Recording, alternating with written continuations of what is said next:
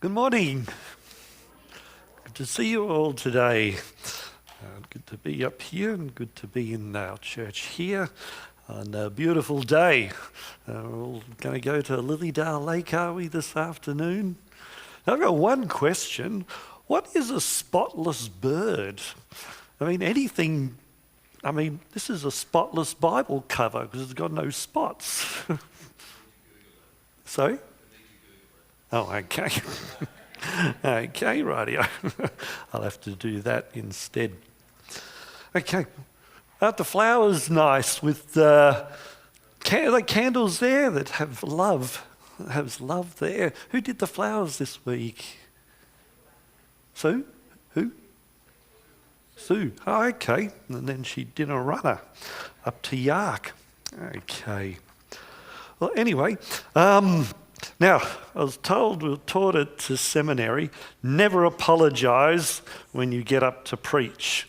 No matter what, never apologise. I'm going to have to break it today because unfortunately I've got to give the worship team all the sermon details on Wednesday before I've finished the sermon.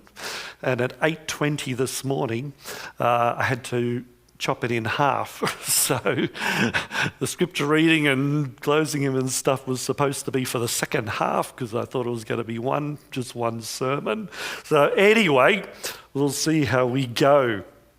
So it's actually continuing on from last time, the transforming grace of truth of Jesus, the rebellious and the resentful.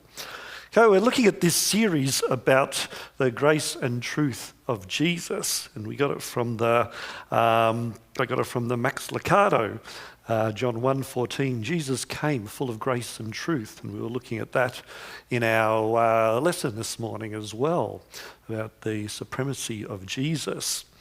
And in Steps to Christ, Ellen White says, in the matchless gift of his Son, God has encircled the whole world with an atmosphere of grace, as real as the air which circulates around the globe. All who choose to breathe this life-giving atmosphere will live and grow up to the stature of men and women in Christ Jesus. So yeah, the atmosphere of grace. Sometimes hard to sort of discern when we see so much bad things happening in the world. But yet still, we are surrounded by an atmosphere of grace. We're looking at pessimist, glass half empty, optimist, glass half full, whereas in the psalmist, my cup runneth over. My cup runneth over, despite our circumstances, as Sam told us this morning. And so we're looking at stories and parables that illustrate about grace and truth in the life of Jesus. Okay, we first looked at the parable of the vineyard workers. Okay, they all went out at different times. The vineyard owner, he needed to get his crops in quickly while it was going good, get them in. So he hired labourers at different times of the day. He hired them 6 a.m., 9 a.m., 12 noon, 3 p.m. and 5 p.m. And then 6 p.m. when the day was over, paid them all the same. Paid them all the same. And those who started at 6 a.m. were a bit dark about that. And the owner gave no explanation apart from his generosity, from his grace. So grace and truth we saw there about those who are working the vineyard. Then we also looked at the prayer God refused to hear and the surprising prayer that moved him. Okay, we looked at the Pharisee and the tax collector. The Pharisee started his prayer very well, as you recall. I thank you, God. Good way to start a prayer, isn't it? It was all downhill from there because unfortunately he thanked God for how good he was. And just to remind God, told God how good the Pharisee was with all the good things that he'd done. And he capped it all off by saying, and look, I really thank you. I'm not like that tax collector over there, that sinner of a tax collector, also praying there. The tax collector stood at a distance and almost he was scared to get too close to God. And he beat his chest continually and said, God, have mercy on me, the sinner. Not a sinner, but the sinner. He saw himself as the worst of sinners. And Jesus said it was him who went home reconciled to God, not the Pharisee. And then we had a look that there was 3 parables that Jesus talked about lostness. Okay, we only looked at one, but we looked at the lost sheep, or we saw there was the parable of the lost sheep that was lost. And then the shepherd left the 99 and he went out to look for the lost sheep. And when he found it, came home, and there was a celebration because the lost was found. And then the second parable was the lost coin. Very valuable to the lady, and again searched diligently for that lost coin, and when she found it, she celebrated with her friends and family. And so both parables concluded with Jesus saying there was great joy in heaven over one sinner that repents and turns to God. But Jesus still had one more parable up his sleeve about this theme, and that's what we were looking at last time. And I mentioned last time I got a lot of material, a lot of insight from this book, The Prodigal God. Okay, The Prodigal God, which itself was based on a sermon sharing the Father's welcome. So us pastors, we're not very original all the time. So the book was based on a sermon, and this sermon's based on the book that's based on the sermon about the prodigal God. But there were some good insights there. Okay, last time I showed part of a video clip about the prodigal son as seen through Facebook. Okay, now it's the older version of Facebook, not the current one when this video was made. As I mentioned, it was Facebook in the time of Jesus. So we'll have a look at the whole video this time.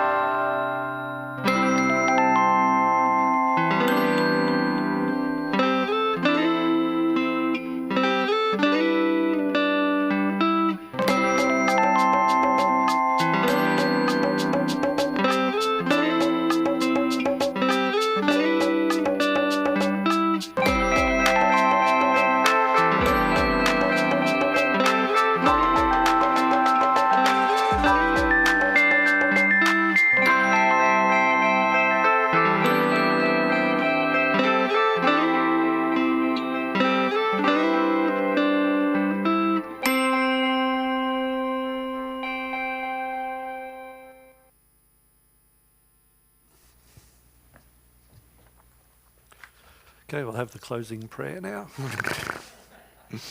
No, you're not that lucky. Okay. So we're looking at the two sons. And the two brothers, they represented two ways to be alienated from God. Two ways to be alienated from God. The younger brother was the rebellious way. It was the rebellious way. He wanted his father's money and possessions, but he didn't want his father. And he couldn't get away from home quickly enough. Demands an early inheritance, and off he goes. But the older brother was also alienated from his father and alienated from God. And he was alienated due to resentment. Due to resentment. He followed all the rules. He worked hard, never disobeyed, but no love for the father. No love for the father. He believed the father owes him for his obedience. And maybe it's not so obvious, but he is just as estranged from the father as his younger son. And so we finish with some statistics that could show that as Christians we could easily have an elder brother attitude of having that we've got to work our way for God's acceptance. And so we're looking at, we'll continue to look at two ways to be lost. Okay, and then the next sermon, we'll look at how the Father relates to those two ways of being lost. Okay, let's go to Luke 15:11 to 13. Luke 15:11 to 13.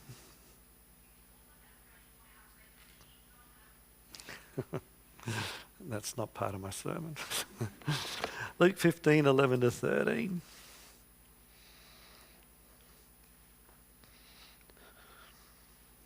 15th chapter of Luke 11 to 13. To illustrate the point further, Jesus told them this story. A man had two sons. The younger son told his father, "I want my share of your estate now, before you die." So his father agreed to divide his wealth between his sons. A few days later, this younger son packed all his belongings and moved to a distant land, and there he wasted all his money in wild living. About the time his money ran out, a great famine swept over the land, and he began to starve. He persuaded a local farmer to hire him, and the man sent him in the fields to feed the pigs. And so here we see a way to be lost is the way of rebellion and self-discovery. Okay, rebellion and self-discovery. I'm the only one who can decide what's right and wrong. I'll decide what's right and wrong. Those bigoted people who say they have the truth, they're the problem. They're the problem. It's us progressives that are the answer to the problem. He had all the Father's blessings in terms of money, but he wasted it without acknowledging that he had received it from his Father. Younger brother types look upon God's blessings as a debt God owes them. It's a debt that God owes them. Like the younger son who said to his father, "Give me my share. I want everything. Everything that, in fact, still belonged to the father," the younger son wanted. And so Jesus was talking, he gave the three parables in the context of the Pharisees criticizing him for eating with tax collectors and sinners. And so that's why he told the parable of the lost coin and the lost sheep, and also of the lost sons, plural, not just one son was lost. And so the tax collectors and sinners had basically gone the way of the younger son. Okay, they didn't follow the moral laws of the Bible or anything like that. They were doing their own thing, working things out themselves. They left the home of respectable society, just like the younger brother. And many today also, we all receive the blessings of God. Whether we're Christians or not, all receive the blessings of God. Okay, Jesus said, God gives the rain to the good and the evil. Everyone receives God's blessings, but not everyone acknowledges them. They claim the good things of God as some sort of right, yet no gratitude or service or love for God. Just accepting the blessings without even acknowledging he is the one who gives those blessings. Now, as I was preparing for this sermon, this actually started off as a single sermon and it's now going to at least 3. So well, we've been there before, haven't we? But when I was studying, now I grew up, of course, in the church, and whenever you hear, I've heard sermons on the prodigal son and that, and we even call it the prodigal son. And the focus is on the younger son. Okay, and he's squandering, demanding money, blah, blah, blah. But when actually studied this particular parable, looked at other sources, commentaries, and blah, blah, blah, the main emphasis is actually on the older brother. Okay, the main emphasis is the older brother. Jesus doesn't dwell a whole lot on the younger son and the reaction of the younger son. He actually dwells a lot on the older brother. Okay, and of course the older brother represented the Pharisees, who were the people that he was aiming it to. So there's actually a lot more material about on the second older brother rather than on the younger son. That tends to be the focus, and of course their other main focus is the father as well. And so we're having a bit of a look, the second way to be lost. The first way was self-discovery, rebellion. I'll decide what's right, I'll find out, I'll do my own thing, okay?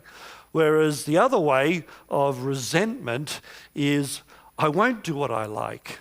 I'll do the traditions of what the community expects. I'll follow what the Bible says. I'll live a moral, upright life. Okay, so that's the second way to be alienated from God.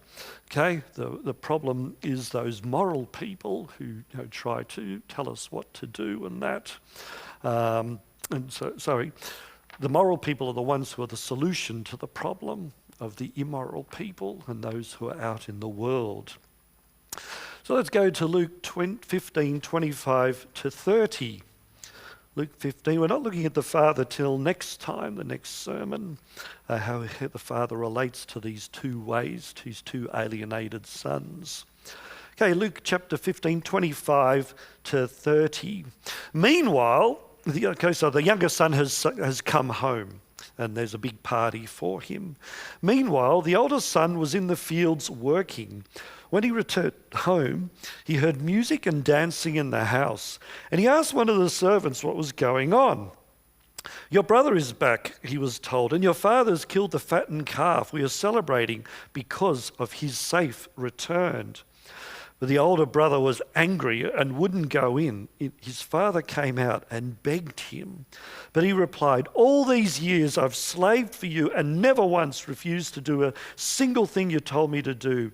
And in all that time you never gave me even one young goat for a feast with my friends. Yet when this son of yours comes back after squandering your money on prostitutes, you celebrate by killing the fattened calf. So there's a big emphasis on the older brother, and so I'll be focusing on that for the rest of the sermon. Perhaps one of the most disturbing things about the elder brother is his anger. His anger at his father and his brother. He's angry at both. It's a fairly strong word in the original about the anger that he has. He doesn't want to go into the celebration, okay? In fact, in the original, he's actually persistently refusing to go in. It's not just, once somebody asks him to go in, he keeps persistently refusing to go in his anger. And he says, all these years I've slaved away for you. I've slaved away for you. Okay, for elder brother types, God is a slave driver. Okay, God is a slave driver to older brother types. Okay, they were slaves who did the hard and difficult tasks to perform and for which They were looking for a payment. Okay? They were looking for the reward at the end because of all the things that they have done, all the slaving away that they have done. There's an irony here in this story that the younger brother wanted to be a hired servant, and the father reinstated him as a son. So he said, I'll go back, I'll tell Dad, I just want to be a hired servant. But his father made him a son. But here we have the older son who was a son acting like he's a servant. I've slaved away from you. I've slaved away for you. And so there's a real irony here between these two brothers in terms of how they relate to the father and what they wanted to do. He says, never once did I refuse to do a single thing you told me. How many times do we see that in Jesus' parables as well, that sort of attitude? When Jesus told the rich young ruler to keep the commandments for eternal life, what did he reply? All things have I kept from my youth up, just like the older son. Never disobeyed what you said. Rich young ruler, I've kept it all. I've kept it all. Likewise, the Pharisee who went up to the temple that we saw. He went off to a temple to pray to God, and he thanked God that he was not like the bad people, and that he told God all the good things that he had done. There's a bit of a theme in Jesus' parables. People who believe that because of what they've done, slaving away, they've kept the commandments. You owe me, God. You owe me. That's the attitude of older brother types. God owes them for their obedience and morally upstanding life. Older brother types always feel that they are owed more than they are getting. They believe they are owed more than they are getting. So these older brother features quite prominently in this story. Just like the younger son, the older son wanted his father's goods, but not really interested in the father. Not really interested in the father. And here, Jesus gives a radical redefinition of sin. He gives a radical redefinition of sin. Now, one of our go-to as Christians, as Seventh-day Adventists, one of our go-to texts for sin is 1 John 3:4, and I've got the King James. Whoever commits sin transgresses also the law, for sin is the transgression of the law. Okay? And of course that's true. Okay, that's true. But there's also another way of sinning as well, and we see that in the older brother. And Jesus shows that a person who has been obedient can still be just as lost because their heart is not in it. Their love for God is not there. They have a joyless experience. They do nothing wrong. They're obedient. Now, they're not perfect, and that's not the point of what the older son was saying, because the father didn't contradict him. But it's this idea that even if we do everything right, okay, it can still develop a bad attitude in us where God owes us. We look down on others, on sinners. And so the older brother is saying this, the emphasis of this parable is really the older brother and the father. The younger brother is a bit of a bit player in what is going on here. You know, just like the obedient elder son, the Pharisees and teachers of the religious law, they held to traditional morality, they kept the laws, they invented more laws to protect the other laws, okay, to make sure they didn't get close to breaking that law. They had another law so that you wouldn't even get close. So they took it seriously. They took it seriously. And of course, as Christians, and especially Seventh-day Adventist Christians, we do keep the law seriously, as we should. Okay, as we should. This is not about bagging the law. It's about, okay, why are we doing it? What is our relationship with the Father like? That's the important part, as well as obedience. And so the Pharisees, they had no love for the lawgiver. They loved the law, but not the lawgiver. And the law was seen as something burdensome, but in the end they'd get their reward for following it. A selfish, joyless, fear-based compliance was what they had. Now, John Newton wrote a very famous hymn. What was this famous hymn that John Newton wrote? Amazing Grace, that's it. And of course, we sing it and know the words off by heart. But he also wrote another song, a few songs. And one of the songs was, We Were Once As You Are. Okay, we were once as you are. This is one of the verses, very interesting. He says, our pleasure and our duty, though opposite before, okay, opposite before, since we have seen his beauty, are joined to part no more. Okay, pleasure and duty are no longer different. Okay, are joined apart no more. It is our highest pleasure, no less than duty's call, to love him beyond all measure and serve him with our all. Man, that should be as popular as Amazing Grace, I reckon. It sort of gives, okay, after we've been saved by grace, what happens next? This is what happens next. This is what happens next after Amazing Grace. Okay, our pleasure and duty might have been opposite, but now we've seen his beauty, the beauty of Jesus, the beauty of God. They're actually one.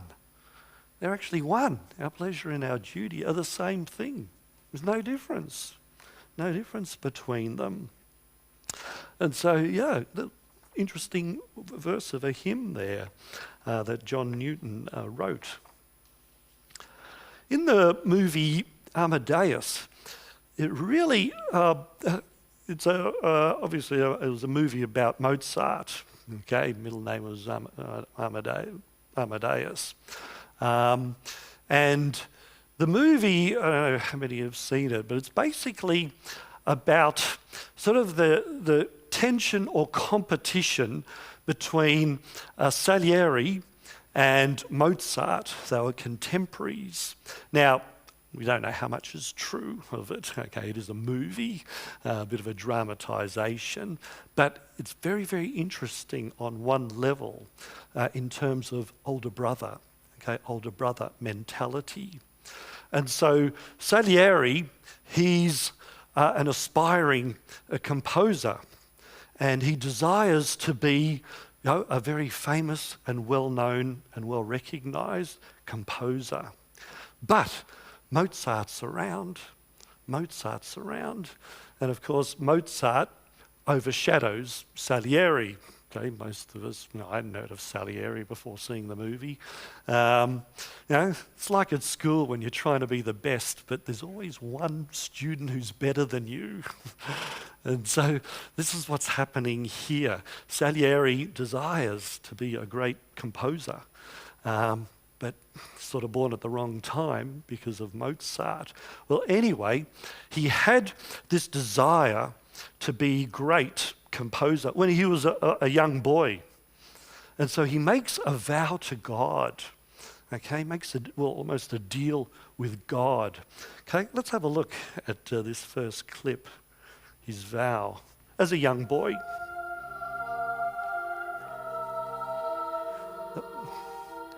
Need a picture.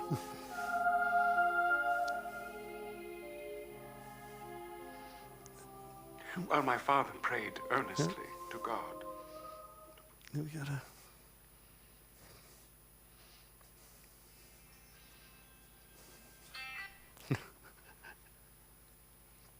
Okay.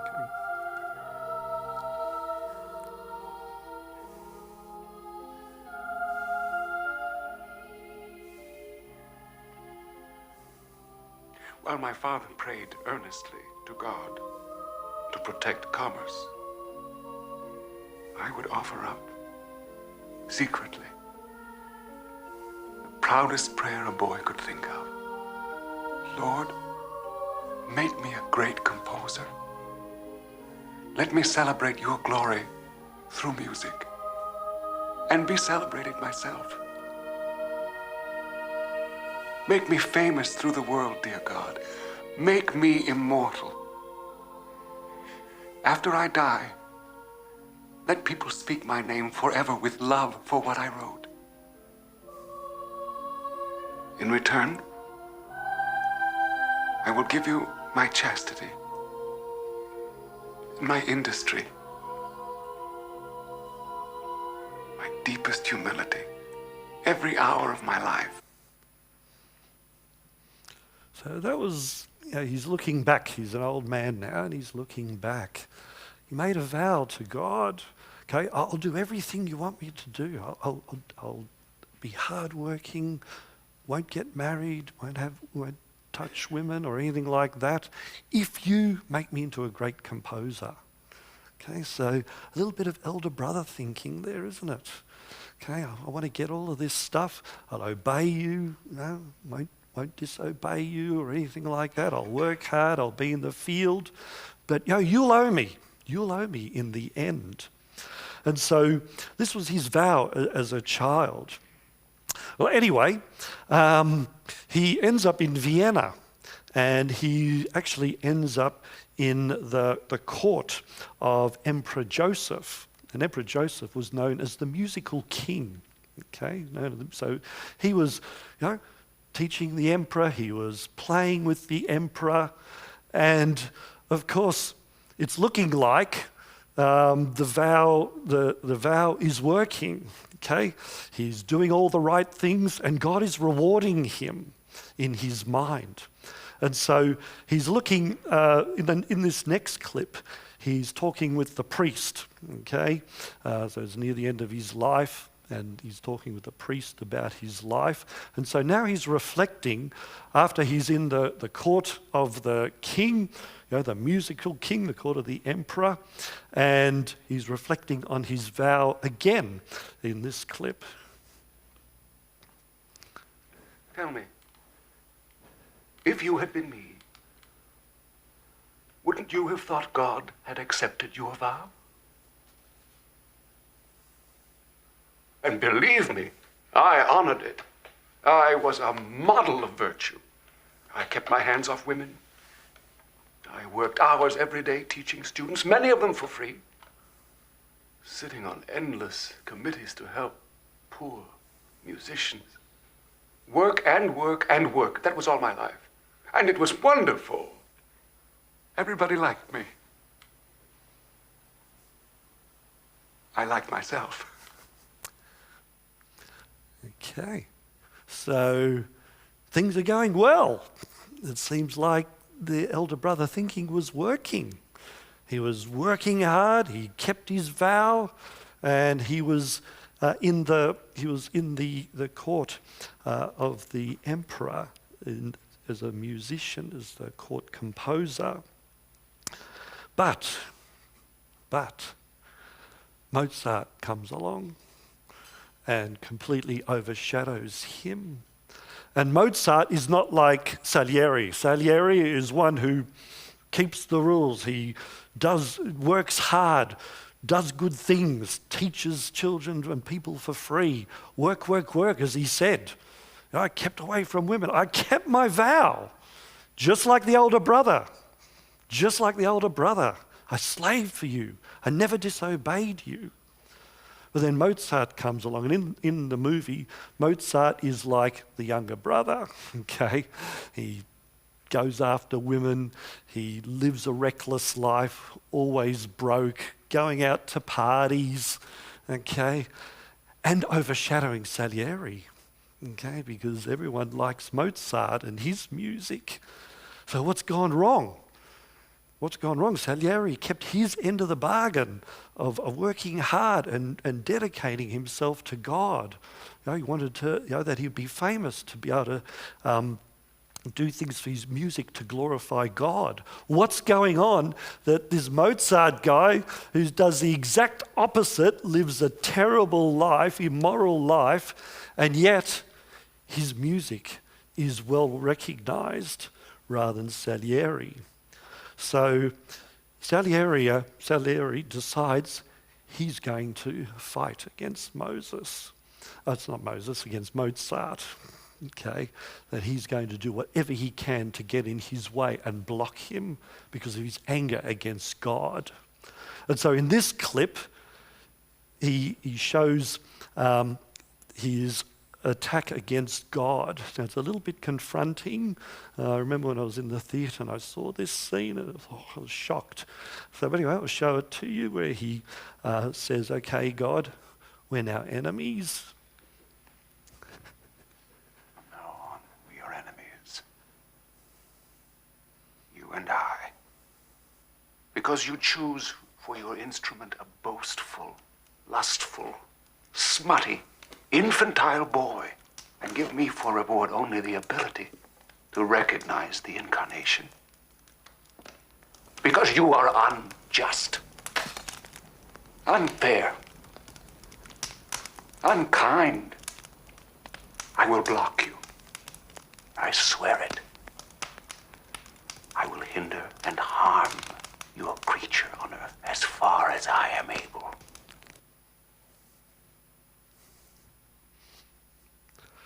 Wow, that's a pretty big breakup, isn't it? Elder brother thinking, when things don't go right, when others, get a blessing or whatever. Okay, the deal's off, God. The deal is off. Okay, how could you do this? How could you do this? So jealousy caused him to make God his enemy. Jealousy of Mozart.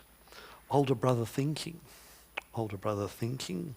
The older brother, like his younger brother, had no concept of his father's love.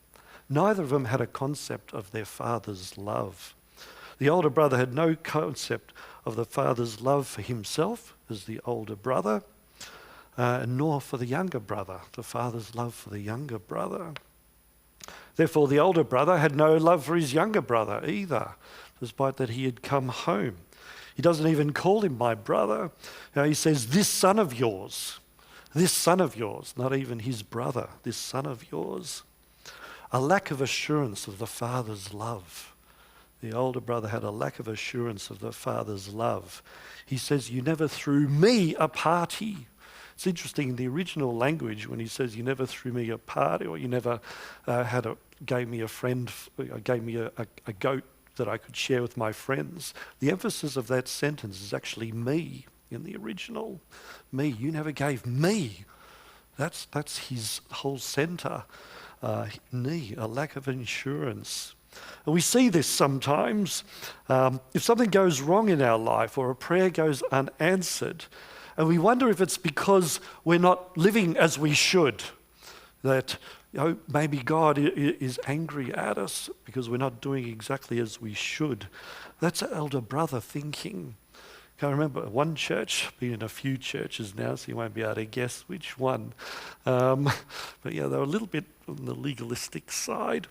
Anyway, someone was in a car accident and one of the passengers died. And anyway, they were discussing this. It was somebody in the church. And they came to the conclusion it was because the person had done something wrong or were not living as they should. Tell you what, I was driving carefully after hearing that. But yeah, elder brother thinking. I think, if something bad happens, it must be something we don't know about going on in their lives. And so, criticism from others doesn't just hurt our feelings, it devastates us. Okay? Lack of assurance of the Father's love. Like Salieri said, when people like us, we like ourselves. That's older brother thinking.